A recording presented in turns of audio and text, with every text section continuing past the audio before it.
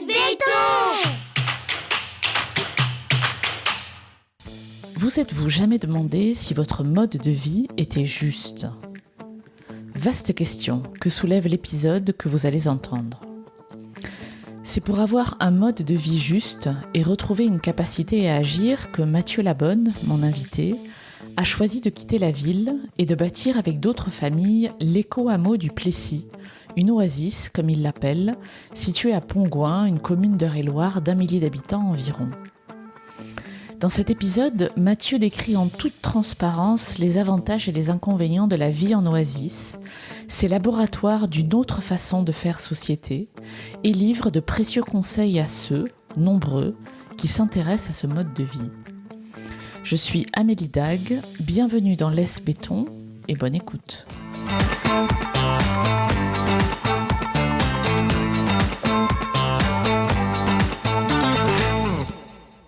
Bonjour Mathieu. Bonjour Amélie. Merci de me recevoir. On est au centre AMA à Pongouin, en Eure-et-Loir.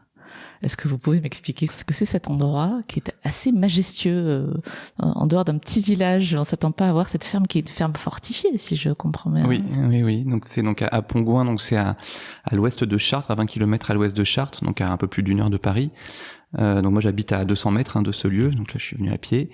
Donc c'est une ferme fortifiée qui date du Moyen-Âge, qui a une grande histoire au niveau local et qui a été achetée en 2002 par une association qui s'appelle Embracing the World, qui est l'ONG de Ama, donc une femme indienne qui est assez connue, qui est à la fois une grande figure humanitaire mais aussi spirituelle, et pour devenir le centre Ama. Donc la ferme du Plessis est devenue le centre Ama, et donc ce centre, c'est un lieu où toute personne qui se sent en lien avec l'enseignement d'Ama ou qui veut le découvrir, peut venir séjourner quelques heures, quelques jours, quelques mois. Donc on accueille à peu près 10 000 nuitées à l'année de gens qui viennent faire des retraites. Ouais. C'est un lieu, il y a à peu près 80 couchages, tout compris. C'est un lieu qui fait 6 hectares, il y a à peu près 4 000 mètres carrés de bâtiments, dont à peu près 1 500 mètres carrés qui sont rénovés aux normes d'accueil du public. Et on accueille dans l'année à peu près une cinquantaine de ce qu'on appelle des programmes, donc des stages, des formations, des retraites, des célébrations de fêtes, qui peuvent accueillir des fois pour des petits groupes. Ça peut être une formation en communication non violente ou en apiculture pour 15 personnes. Ça peut être une initiation à une méditation. Ça peut être une formation pour faire de l'animation en maison de retraite. Mais ça peut être aussi des grandes fêtes ou des grandes retraites où on peut être 150, parfois 200, notamment quand on fait en place du camping. Voilà, donc c'est un lieu qui vit depuis 20 ans, qui continue à se développer et qui est à la fois un centre spirituel mais aussi un centre écologique et un lieu où on expérimente une nouvelle façon de vivre ensemble. Donc c'est un lieu communautaire. Et ce qui est intéressant dans le fonctionnement de c'est qu'il ne fonctionne que par du bénévolat. C'est-à-dire que ce lieu qui accueille donc 10 000 nuitées à l'année avec des grands jardins, etc., fonctionne grâce à l'aide de beaucoup de bénévoles qui viennent, soit des gens qui sont engagés, qui habitent à côté ou sur place, mais aussi beaucoup de gens qui viennent quelques jours et qui contribuent quand ils sont là. Donc c'est ce qui fait que c'est aussi un lieu qui est très accessible financièrement par rapport à d'autres lieux d'accueil, c'est que ça ne fonctionne que grâce à du bénévolat. Et dans la voie d'Ama, ce qu'on appelle le SEVA, le service des intéressés, donc l'engagement bénévole, mais vu comme une pratique spirituelle, c'est un élément très fort. D'accord. Donc vous vivez à côté, vous le disiez, dans un éco-hameau que vous avez construit avec d'autres, je crois, avec d'autres familles. Oui. Et vous dirigez la coopérative Oasis. Donc cet éco-hameau est une oasis. Oui. Est-ce que vous pourriez m'expliquer ce qu'est une oasis? Oui, d'ailleurs même centre Ama, pour moi, est aussi une oasis. En fait, le terme oasis, c'est un terme extrêmement générique. En fait, je suis arrivé à la direction de l'association Colibri en 2014. Et à ce moment-là, on a choisi de relancer le projet Oasis, qui prenait la suite d'une association qui s'appelait Oasis en tout lieu. C'était une petite association qui s'était créée autour de Pierre Rabhi. Pierre Rabhi, en 97, avait écrit un manifeste sur les oasis en tout lieu. Donc, pour inviter à créer justement des lieux collectifs en milieu rural avec une définition qui était assez précise à l'époque.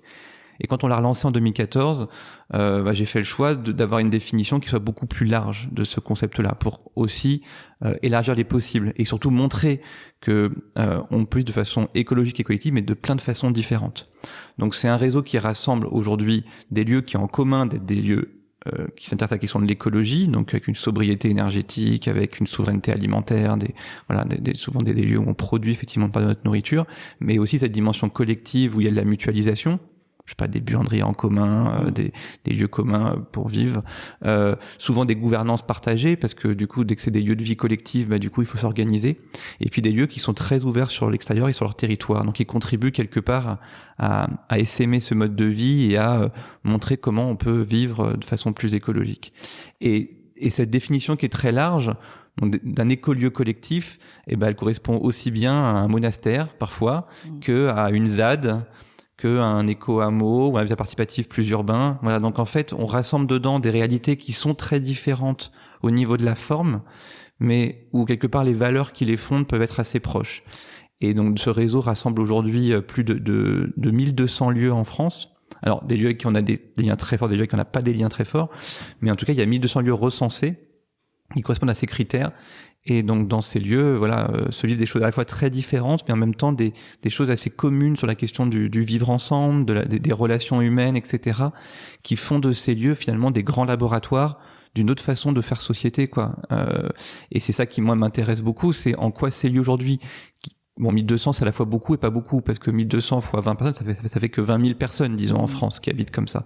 Donc ça reste très minoritaire, mais ça permet d'expérimenter des façons de vivre plus solidaires et plus sobres, et de montrer à quel point c'est des modes de vie qui finalement correspondent parfaitement aux enjeux de demain. Ça, on le montre par différentes études. Le bilan carbone de ces lieux montre que c'est des lieux où on vit de façon beaucoup moins carbonée qu'ailleurs. Donc, c'est des modes de vie correspondant aux objectifs qu'on se donne par rapport à la transition écologique. Et c'est des modes de vie où on montre qu'il y a du lien social et de solidarité beaucoup plus poussé qu'ailleurs. L'exemple qui peut être un peu un peu typique, c'est l'exemple du confinement. Quand on était confinés, nous, à l'Éco-Hameau du Plessis, on était confinés à 49, avec pas mal d'espaces communs. Donc la question de confinement individuel n'avait pas vraiment de sens. Et du coup, on a très très bien vécu ces périodes-là qui ont été dures pour beaucoup de gens. Donc c'est des modes de vie qui nous rendent plus résilients et qui quelque part nous donnent, et ça c'est pour moi le truc essentiel, nous donnent du pouvoir d'agir en fait. Ces modes de vie redonnent du pouvoir aux citoyens et lui permettent de reprendre du pouvoir sur leur vie et leur mode de vie. Donc ça c'est et donc tous ces lieux travaillent en réseau, on les accompagne. Par rapport à ce qui se fait il y a quelques années, on est beaucoup mieux documenté, on a beaucoup plus d'expérience sur savoir comment s'y prendre. La coopérative Oasis, donc c'est son rôle, c'est d'accompagner les personnes qui vivent déjà dans ces lieux, parce que c'est quand même difficile, ou les personnes qui veulent vivre et qui veulent créer des lieux. Et on accompagne à peu près entre 60 et 80 nouvelles oasis par an en création. Qu'est-ce qui est différent? J'essaie d'imaginer ce qu'est la vie dans un éco-hameau, dans une oasis donc. Oui. Qu'est-ce qui est, par rapport à votre vie d'avant qui était conventionnelle, j'imagine, qu'est-ce qui a le plus changé pour vous individuellement? Oui. À titre personnel, les choses qui ont changé, les choses qui n'ont pas changé, parce que notre éco-hameau, il a fait le choix d'être avec des maisons individuelles, donc on est dans une forme vraiment de hameau avec des maisons individuelles, donc on a l'intimité d'une vie de famille qui ne change pas. Là où il y a des lieux qui sont parfois beaucoup plus communautaires, nous on a vraiment quelque part des maisons individuelles, en plus en propriété privée pour les maisons, donc c'est vrai que de ce point de vue là c'est un éco-hameau qui est peut-être moins loin ou moins ambitieux sur certains points que d'autres oasis. Donc moi de ce point de vue là ça n'a pas changé grand chose, mais en général dans ces modes de vie, alors ce qui change c'est de réapprendre le sens du commun, c'est-à-dire de mutualiser, donc de tout ce qui va avec la mutualisation. Par exemple, plutôt qu'avoir sa machine à laver chez soi, vous avez une buanderie collective. Bon, du coup, c'est super, on gagne des mètres carrés chez soi, on a besoin d'acheter une machine, pas besoin de l'emmener à la casse, c'est fait collectivement quand il y a besoin. On peut avoir une bonne machine à laver plus écologique parce qu'on en a une pour plusieurs familles. Donc tout ça, c'est les points positifs de ces modes de vie. Donc ça fait gagner du temps, de l'argent et ça augmente le lien social. Les points, on va dire, plus négatifs vu de l'extérieur, c'est que ça oblige à s'organiser. Ouais. Donc, quelque part, c'est sûr que c'est des modes de vie où, de l'extérieur, on passe quand même beaucoup de temps en réunion. C'est-à-dire que, si vous voulez, pour comparer à une vie normale, il y a beaucoup de simplicité. Par exemple, je prends un exemple. Moi, j'ai 3 enfants assez jeunes, donc pour le trajet pour l'école, du coup, c'est beaucoup plus facile. Les enfants, ils jouent dehors dans un terrain qui fait 4 hectares avec plein d'autres enfants. Ils sont en sécurité dans cet endroit-là, avec pas mal d'autres adultes aussi qui connaissent, en qui on a confiance. Donc, ça facilite beaucoup d'élever des enfants. Bien sûr. Mais à l'inverse, vous remplacez des fois des soirées devant la télé par des réunions, quoi, parce que effectivement, pour s'organiser, il faut beaucoup se réunir. Donc ça demande de se mettre d'accord, ça demande de travailler sur nos modes de gouvernance, etc. Mais ça demande aussi de prendre soin des relations. Donc à la fois ça peut être des réunions de travail, mais ça peut être aussi des moments où on se réunit juste pour faire la fête, pour danser, pour faire des cercles de parole, etc. Donc c'est sûr que c'est un mode de vie qui est adapté à des gens qui ont cette envie, cette soif de lien humain et de lien social. C'est-à-dire que une personne qui serait très solitaire, ce qui ne veut pas dire que moi je le suis un petit peu, mais quelqu'un qui ne voudrait pas avoir tous ces temps collectifs, ça peut être assez dur. Ouais, Mais dans la vie d'aujourd'hui, dans le monde individualiste dans lequel on vit, globalement les gens sont en manque de lien social, donc c'est plutôt un mode de vie qui répond à des besoins que l'inverse. Voilà. Et après, le facteur humain fait que ces modes de vie sont compliqués. Ça, il faut aussi le savoir. C'est le revers de la médaille. C'est des modes de vie qui sont qui ont beaucoup de bénéfices et d'intérêts, mais où il y a des fois ça peut mal se passer parce que on est face à des conflits, des désaccords, etc. Contrairement à ce que certains pensent, pas du tout le temps, pas du tout partout. Il y a des lieux qui vont très bien, mais on y sera soumis, donc il faut être prêt à faire face à ces difficultés. En quoi ces lieux, aujourd'hui, ces oasis sont différentes des lieux communautaires qui existaient dans les années 70, par exemple? Oui, alors il y a quelques différences, mais il y a sans doute aussi des choses en commun. Ouais. Donc c'est cette envie de vivre ensemble qui du coup a été assez amochée justement par l'échec de ces communautés il y a 40-50 ans. Et donc pendant quelques années, il y a très peu eu de lieux collectifs qui sont créés en France. C'est vraiment un renouveau quelque part de ces modes de vie plus collectifs depuis peut-être une petite quinzaine d'années. D'accord, c'est très récent. C'est très récent. La plupart des lieux du réseau ont maximum 10-12 ans, quoi. La plupart. Après, il y a des lieux anciens qui ont survécu. Ça, il y en a dans le réseau aussi qui ont 50 ans, 60 ans, etc. Mais il y a beaucoup de lieux qui ont moins de 15 ans. Donc c'est pas un effet de mode d'après moi parce que c'est des choses qui correspondent vraiment aux enjeux de la société, mais c'est encore assez jeune. Donc il y a encore beaucoup de choses à en apprendre. La différence par rapport à ce qui se faisait il y a 40 ou 50 ans, elle est justement en partie liée à l'échec de ce qui s'est passé il y a 40 ou 50 ans. C'est-à-dire que les gens sont marqués par ça, sont peut-être beaucoup moins naïfs sur la difficulté de vivre ensemble et du coup anticipent plus les difficultés, se forment plus, se font accompagner, comprennent que ça va être compliqué au niveau humain, donc mettre en place des outils pour gérer les tensions, des outils de médiation, des outils de réconciliation, des outils pour prendre des décisions de façon collective.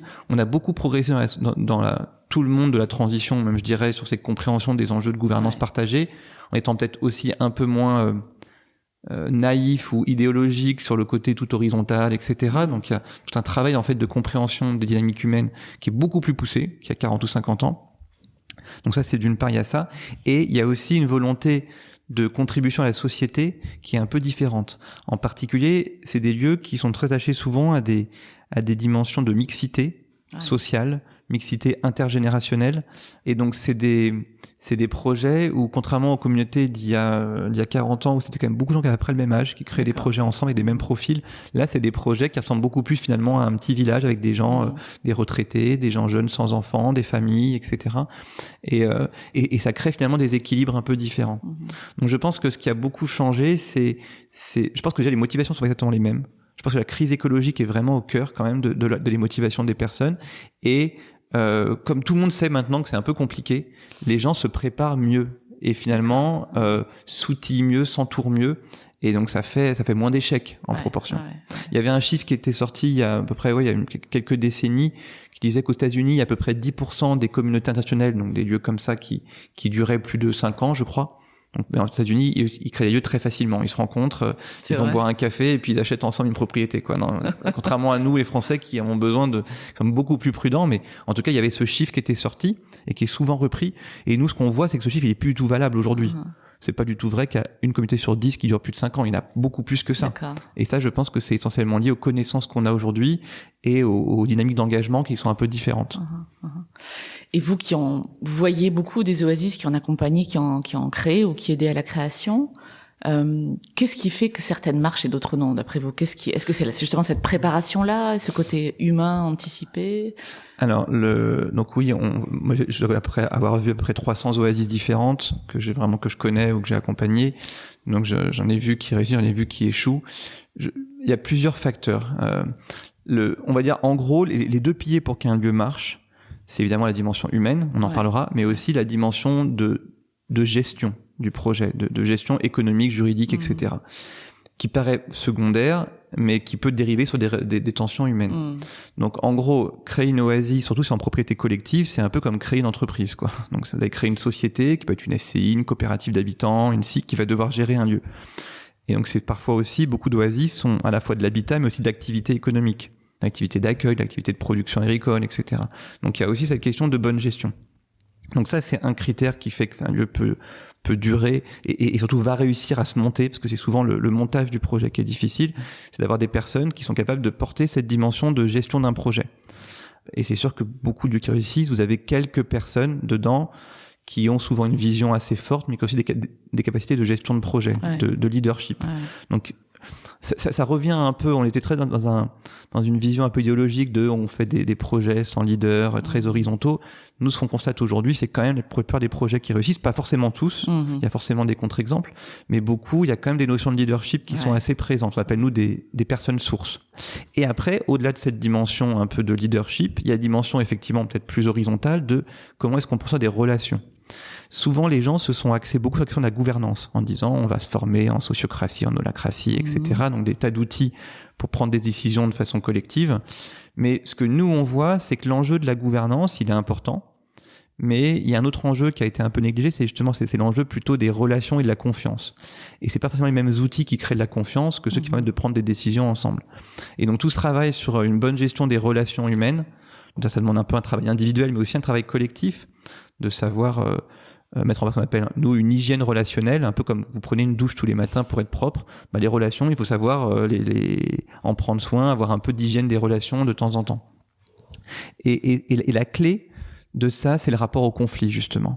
C'est-à-dire de sortir d'un conflit qui fait peur, qu'on a envie de fuir, ou alors qui soit destructeur, pour rentrer dans ce qu'on appelle, nous, une vision par polarité, c'est-à-dire dans un collectif, quel qu'il soit, vous allez avoir des polarités qui vont s'exprimer. Même, je sais pas, une communauté anarchiste libertaire, il y a ceux qui seront plus anarchistes que les autres. Voilà, donc vous allez avoir des polarités qui vont s'exprimer. Et donc tout l'enjeu de la réussite d'un projet, c'est dans quelle mesure ces polarités sont intégrées, sont comprises, sont respectées, etc. Donc ça, c'est des choses assez subtiles, hein. Il n'y a pas de recette magique. Mais ce qu'on voit, c'est que c'est souvent cette capacité à la fois à créer de l'unité dans un projet, mais aussi à accepter la diversité des membres, parce que comme on touche à l'intime, on est aussi face à des personnes qui forcément vont avoir des aspirations individuelles plus fort que dans un travail, par exemple, parce que là c'est aussi leur lieu de vie. Voilà, donc c'est ça les deux aspects, une bonne gestion et un soin des relations humaines.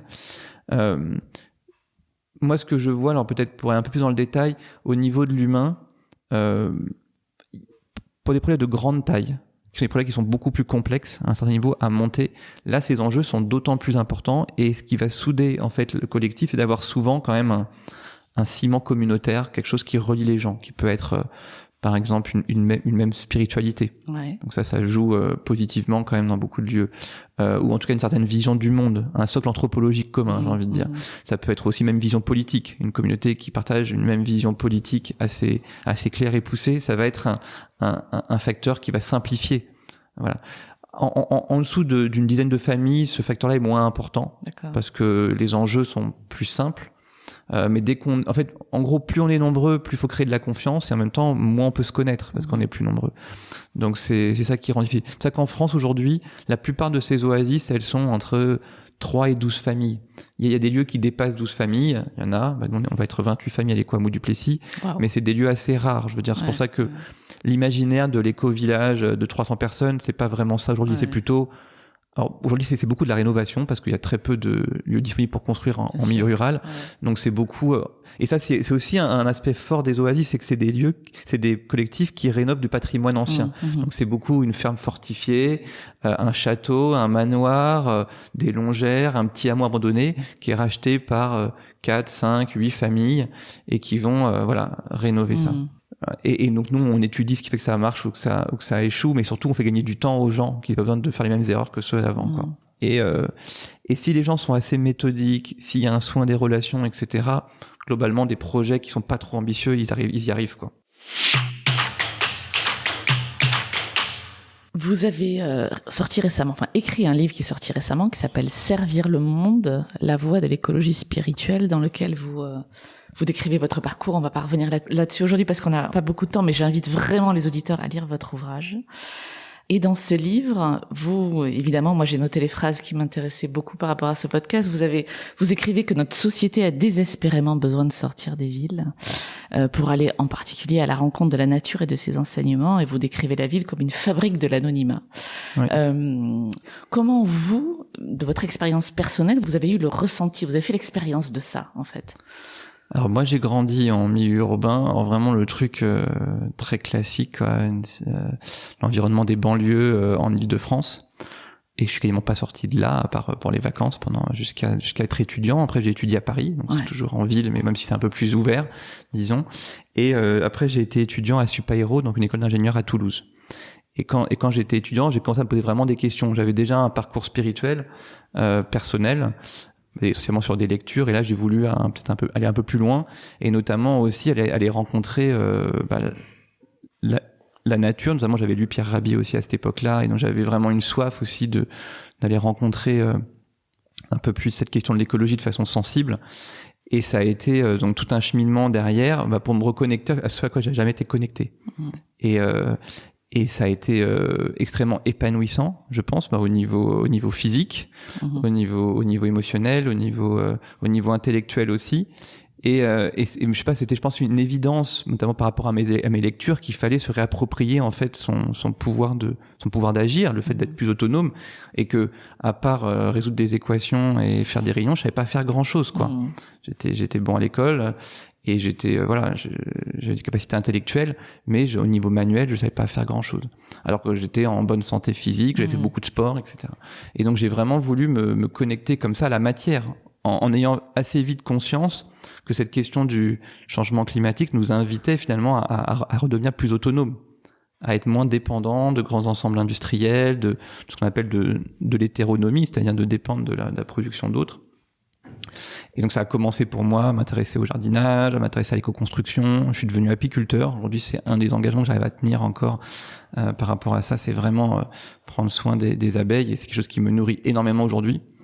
Et surtout, je me suis rendu compte que dans ma vie, j'ai besoin d'équilibre entre toutes ces dimensions-là. Donc, je suis plutôt de nature intellectuelle, donc j'ai plutôt un métier intellectuel. Ouais. Mais le fait d'avoir aussi des temps justement plus manuels, pour moi, c'était important. Donc, je pense que la question de l'écologie, elle est quand même beaucoup rentrée sur la question des savoir-faire et la question d'avoir un mode de vie juste qui passe par le fait de faire un peu soi-même, quoi, de se réapproprier plus d'autonomie. Donc dans mon parcours, c'est ça qui a été vraiment le lien avec la ruralité et avec la nature, c'était de retrouver une capacité à agir, quoi, dans un milieu urbain où finalement j'ai vite senti une limite si je voulais créer un mode de vie qui corresponde à mes valeurs. Quand j'étais étudiant, donc j'ai découvert la question du changement climatique, qui a été une grosse claque, comme pour beaucoup de gens maintenant. Alors moi, c'était il y a un peu plus de 20 ans. Oui, vous l'avez eu tôt, c'est ce que vous expliquez. Oui, beaucoup, grâce à des gens qui maintenant sont très connus. Je pense à Jean-Marc Jancovici, qui est très connu maintenant, mais qui crée la même chose il y a à peu près 20 ans. Et ça a été, avec mon profil ingénieur, ça a été tout de suite un truc de me dire, waouh, mais c'est un truc énorme, avec des ordres de grandeur qui sont là, et où on mesure pas du tout à quoi ça va changer notre société. Et donc aussi avec ce profil un peu ingénieur qui voulait résoudre des grands problèmes, des défis, etc. Je me suis dit, mais c'est ça le grand défi qui nous attend. Et du coup, je me suis engagé dedans. Et rapidement, je me suis rendu compte que contrairement à d'autres enjeux, même sur la question de l'eau, etc., c'est moins finalement un enjeu qui dépend uniquement de grands industriels, etc., qu'un enjeu qui dépend de nos choix de mode de vie individuels. Et évidemment, tout ça c'est lié, mais je veux dire, les premières émissions de gaz à effet de serre, c'est comment on se déplace, c'est comment on mange, c'est comment on se chauffe, voilà, c'est où on habite. Donc c'est des questions qui touchent directement à nos modes de vie individuels. Et en creusant cette question de plus en plus, je me suis rendu compte que même si le politique a un rôle énorme à jouer, on sait qu'aujourd'hui, il est nécessaire vraiment quelque chose qui change, l'individu a aussi un rôle à jouer. Et en même temps, en fait, pour que l'individu joue ce rôle, je pense qu'aujourd'hui, si on veut créer un mode de vie écologique, il faut aller en milieu rural, et il faut se mettre en collectif. Aujourd'hui, si on veut être plus autonome au niveau alimentaire, on va pas faire ça tout seul. Il faut s'organiser à plusieurs. Donc c'est pour ça que moi aujourd'hui, je crois beaucoup à cette écologie intermédiaire entre les bons gestes individuels et les grandes actions politiques qui sont nécessaires l'un comme l'autre. Mais l'enjeu principal, à mon avis, c'est comment est-ce qu'on recrée une politique en acte à une échelle locale. Et ça, évidemment, c'est plus facile dans un petit hameau que dans une ville de 1 million d'habitants, quoi. Alors effectivement, vous montrez l'exemple quelque part. C'est pas comme ça que vous le dites, mais c'est comme ça que je le ressens. En tout cas, vous montrez que c'est possible, que ça existe, qu'on y arrive, qu'il y a des difficultés, etc. Mais au-delà de ça, enfin, est-ce que ça suffit? C'est vache ma question. Comment on arrive à embarquer les autres, quoi? Voilà. Est-ce que ça c'est le grand sujet. Ouais, c'est clair. Alors moi, je fais partie de ces gens qui, un peu dans la pensée gandhienne, pensent qu'effectivement l'exemple est quand même le plus grand des moteurs du changement. Donc, parce que finalement, si on regarde la crise qu'on traverse aujourd'hui, c'est pas juste une crise écologique ou économique ou sociale, c'est une crise de sens, c'est une crise de notre rapport au monde. Aujourd'hui, si le mode de vie actuel, il rendait les gens heureux, ça se saurait. Et en l'occurrence, si cette crise, elle dérive justement sur des enjeux socio-économiques, etc., c'est qu'elle rend pas non plus les gens heureux. C'est une crise du toujours plus, quoi. C'est le fait de, en fait, c'est dans le livre, c'est ce que je développe, c'est cette crise à l'origine, il y a cette utopie, dans le mauvais sens de l'utopie en l'occurrence, qui est de croire qu'en changeant le monde extérieur, en le façonnant suivant nos désirs humains, on va être infiniment heureux. C'est de croire que c'est en changeant le monde extérieur qu'on devient plus heureux à l'intérieur de soi-même. Mais ça, c'est complètement faux. Donc ça, c'est une fausse idée. Et ça, heureusement, je l'ai découvert assez vite, que c'est pas d'avoir une plus grosse voiture ou d'avoir plus tout court, quel que soit le domaine, qui allait me rendre plus heureux. Ça peut ponctuellement satisfaire des besoins ou des désirs, mais c'est pas ça le fondement de ce qui me rendra heureux de façon durable. Et donc l'exemple qu'on peut transmettre quand on est dans ce mode de vie, c'est de montrer que ça répond finalement à cette quête du bonheur individuel. Et les oasis, malgré leurs difficultés, je pense aujourd'hui attirent beaucoup de gens parce que justement ralentir, vivre plus proche de la nature, avoir plus de temps pour s'occuper de ses enfants, avoir des voisins sympas avec qui on fait la fête, on a choisi. manger des bons légumes et de se faire des bons repas issus de son jardin, etc. Ça répond à des envies de la société. Donc finalement, les oasis, moi je les vois pas comme une fin en soi, mais je les vois comme un moyen pour accéder finalement à toutes ces choses-là. C'est juste que tout seul on peut pas le faire, mais de toute façon, si on se rassemble et qu'on s'organise, on peut mettre en place ces modes de vie. Après, là où effectivement, je dirais pas que ça suffit pas, mais il y a plusieurs choses à mettre en œuvre ensemble pour que ça marche. C'est qu'il faut aussi des transformations peut-être plus politiques qui permettent aussi de faciliter. Parce qu'aujourd'hui, ce mode de vie, je pense qu'il fait assez rêver. Nous, on le voit dans beaucoup de ces lieux où on accueille des quarts de touristes. Je veux dire, c'est des lieux qui sont... Il y a même des lieux qui aujourd'hui disent stop parce que les gens sont pas là non plus pour juste vivre dans un zoo et voilà. Bien sûr, ouais. Et même nous, les Communs du Plessis, on a un lieu qui est pas encore complètement abouti. Il y a encore beaucoup de chantiers en cours. On a beaucoup de demandes de visites guidées. Et encore, il y a des lieux qui sont bien plus connus que nous et on accueille beaucoup plus.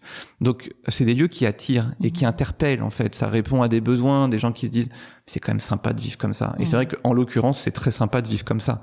Ça a beaucoup de bénéfices, des choses auxquelles les gens aspirent. Il y a quand même cette idée de l'exemple, mais aujourd'hui, comme c'est compliqué à faire, peu de gens finalement passent de l'autre côté et décident de quitter leur mode de vie actuel pour ce mode de vie-là. Ce qui permettra de le faciliter, c'est ce qui est en train de se passer malgré nous et qu'on pourrait peut-être mieux organiser. C'est par exemple la hausse du prix de l'énergie, etc. Je veux dire, moi, ma maison en paille de 130 mètres carrés, donc on vit à 5 dedans, on consomme à peine 2 stères de bois par an. Donc j'en ai pour 100 € de chauffage et je dépends pas du gaz russe. Donc c'est des modes de vie qui sont aussi plus résilients. Donc quelque part, ce qui nous arrive maintenant, ce qui devait nous arriver, ça fait longtemps qu'on le dit, mais ce qui nous arrive maintenant avec ces conjonctions de crises climatiques, économiques, internationales, etc., finalement vont montrer à quel point ces modes de vie sont finalement nécessaires. Donc, et c'est là où quelque part le politique pourrait aider, c'est plutôt que de subir tous ces changements, on pourrait faciliter la transition.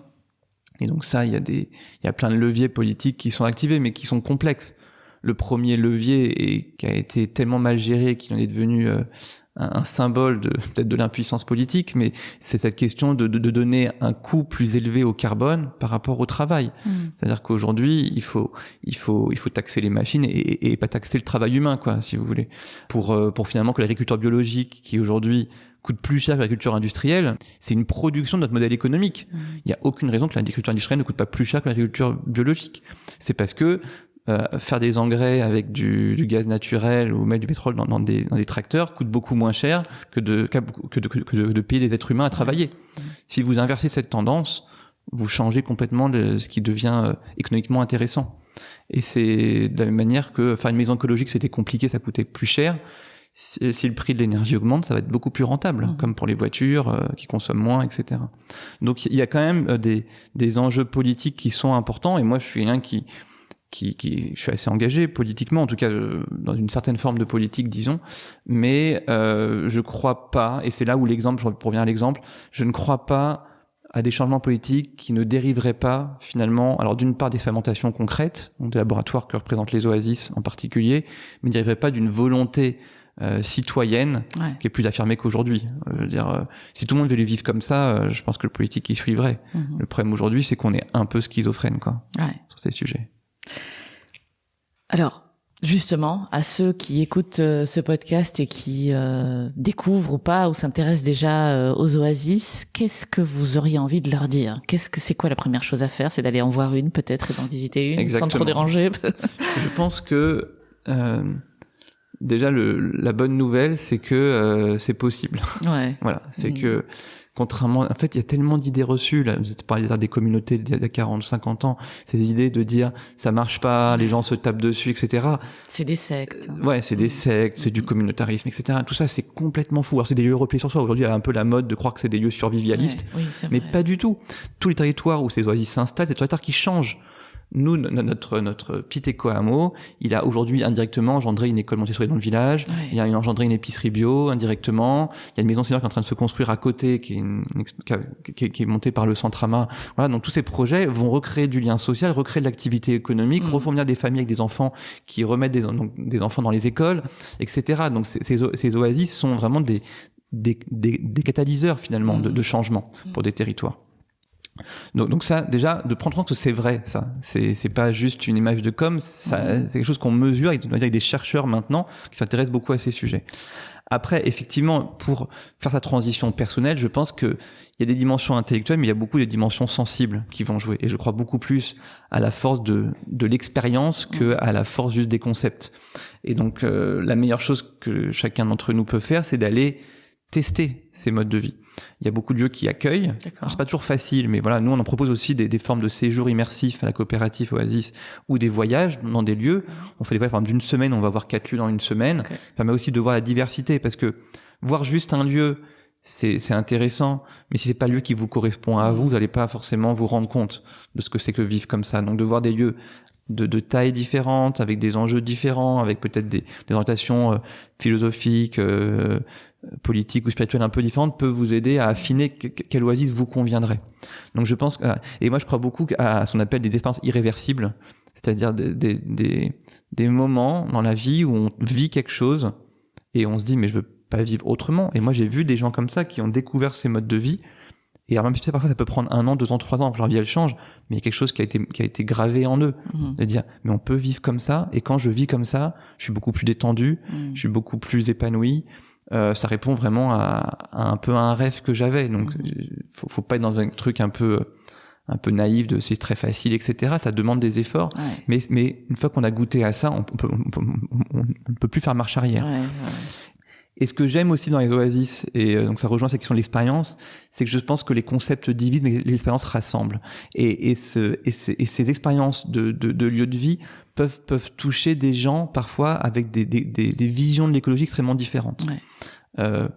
Il y a même je vois dans notre village, on est un village où évidemment on a des orientations peut-être politiques un peu différentes de la population qui est là depuis longtemps, et en même temps on se rend compte sur cette idée d'un mode de vie plus proche de la nature, de couper son bois pour faire son chauffage, de produire des bons légumes, etc. Et donc ça c'est aussi quelque chose, c'est des modes de vie, et moi c'est ce que j'aime bien, qui finalement sont un peu ouverts à tout le monde. C'est pas des lieux de vie pour des bobos, c'est pas des lieux de vie juste pour des gens qui seraient très militants à gauche ou quoi que ce soit. C'est des modes de vie qui peuvent correspondre finalement à une diversité de personnes, parce que c'est des besoins qui sont assez universels. Donc voilà, moi j'encourage chacun à aller les voir, à aller se documenter, à en parler aussi autour d'eux, parce que même si ça ne correspond pas à nous, ça peut correspondre à nos enfants qui sont en train de grandir, à des amis, etc. Et en fait, je vois pas de scénario pour l'avenir, vu la situation dans laquelle on est, où ces lieux de vie vont pas devenir de plus en plus intéressants, en fait, pour beaucoup de monde. Donc autant se poser la question maintenant, plutôt que d'attendre que on soit vraiment dans des crises encore plus graves, et que là ça coûte vraiment très cher, ça soit très compliqué de mettre en place ces modes de vie. Qu'est-ce qu'on peut vous souhaiter ? À vous, à votre éco-hameau, à votre communauté, aux oasis ? Alors c'est des souhaits différents, je pense. Suivant, c'est différent. Moi, en tout cas, à titre personnel, donc j'ai beaucoup d'engagement aujourd'hui, et je crois que ce à quoi j'aspire, c'est le rapport au temps. Je pense pour beaucoup de gens très engagés, c'est cet équilibre entre beaucoup d'engagement qui fait qu'on a des vies très remplies, et donc c'est à la fois très nourrissant, et en même temps on a choisi ces modes de vie aussi pour avoir plus de temps pour faire d'autres choses. Donc moi j'ai dans cette phase où, après une forme de boulimie, où je dirige en même temps plusieurs structures, j'ai des engagements bénévoles en local qui sont très prenants, j'ai 3 enfants, etc. Voilà, aujourd'hui je me dis, tiens, qu'est-ce que je pourrais arrêter pour avoir plus de temps. Mais bon, en même temps, tout ce que je fais me plaît, donc voilà. Après, dans notre éco-hameau, il est encore jeune, donc aujourd'hui, moi, ce que je lui souhaite, c'est de continuer à grandir et à accélérer, parce que pour l'instant, il y a 12 maisons construites sur 28. D'accord. Donc il y a encore toute cette phase de chantier qui prend du temps. Et après, pour les oasis, moi, ce que je souhaite effectivement, c'est que de 2000 oasis, on passe à 5000, à 10 000. Nous, on dit beaucoup qu'on aimerait bien qu'il y ait une oasis pour chaque commune au moins, parce que dans une commune, quand il y a une oasis, alors évidemment des grandes communes c'est compliqué, mais dans des petites communes, un village de 1000, 2000, 5000 habitants, quand il y a une oasis, 10 ans ou 15 ans après, le village entièrement a changé. Ouais. C'est vraiment ce côté catalyseur dont je parlais tout à l'heure, qui est très important.